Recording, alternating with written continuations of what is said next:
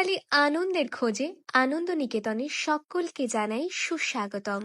ঘাসের প্রথম শিশিরকণা, পাখির কলতান, প্রজাপতির রঙিন পাখা, চারিদিক সবুজে ঘেরা এক মায়াবী পরিবেশ।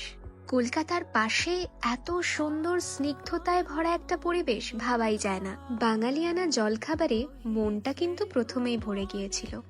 এত সুন্দর বাগান ও তাতে এত সুন্দর সুন্দর ফলের গাছ, যা কিন্তু সচরাচর দেখা যায় না।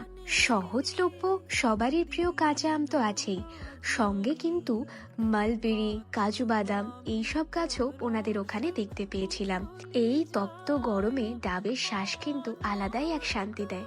দুপুরে এলাহি বাঙালিয়ানার আয়োজন, আলু পোস্ত, বেগুনি, মাছের মাথা দিয়ে ডাল, শুক্তো, সবটাই ঘরোয়া। চারিদিকটা কত শান্ত ও স্নিগ্ধ না। ওনাদের কিন্তু 7টা সুসজ্জিত বেডরুম আছে এবং বাথরুমগুলো ভীষণ পরিষ্কার। এত সুন্দর স্নিগ্ধতায় ভরা চারিদিক, তার মধ্যে ওনাদের লাইব্রেরিটা কিন্তু আমার ব্যক্তিগতভাবে মন কেড়েছে। রবীন্দ্রনাথ, শরদিন্দু কি ছিল না বলুন তো।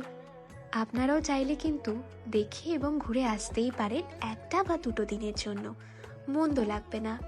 এত সুন্দর চারিদিক ঘুরতে আপনাদের 1টা দিন কম করে সময় লেগেই যাবে। কলকাতার একদম পাশে 1 ঘন্টার দূরত্ব, তার বেশি একদমই নয়। রাত্রের পরিবেশটা আরো মায়াবী। এই সুন্দর স্নিগ্ধ আলোয় রাতের খাওয়া সারতে সারতে আপনাদের সাথে চলুন কিছু আরো গল্প করে নিই। যারা খুব অল্প খরচে তাদের স্পেশাল দিনটাকে আরো স্পেশাল করে তুলতে চাইছেন, তাদের জন্য আনন্দনিকেতন কিন্তু অন্যতম। ছোট বড় যে কোনো গেট টুগেদার, ওয়েডিং হোক বা রাইস সেরেমনি, আপনারা কিন্তু খুব কম খরচে বুকিং করতে পারেন। বুকিং ডিটেলস ক্যাপশনে দিয়ে রাখলাম। এবার যে কোনো শুভ সূচনা হোক আনন্দের সঙ্গে আনন্দনিকেতনে।